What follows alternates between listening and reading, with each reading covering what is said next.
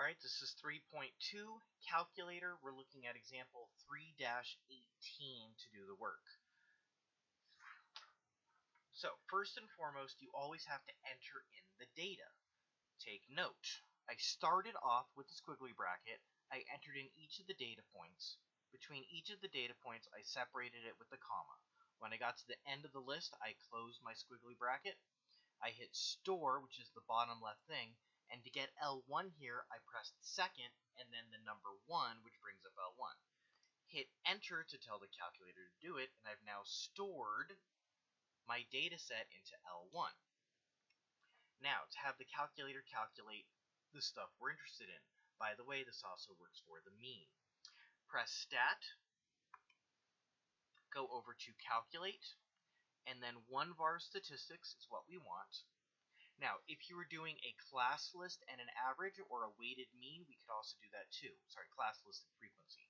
Same thing works here. I would have done L1, L2, where L2 is the frequency list. All right, so for now, we're just doing this.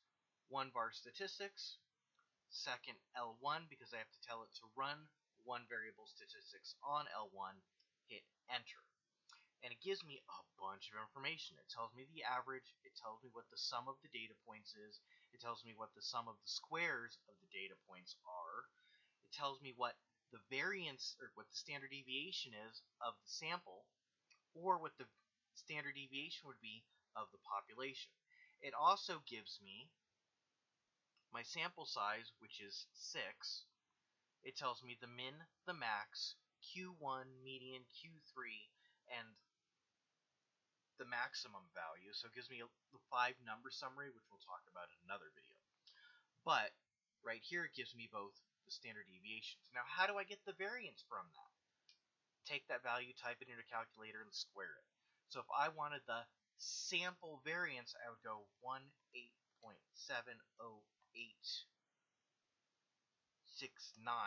because that's what I see, raise it to the second power, and oh, that's what the variance would have been.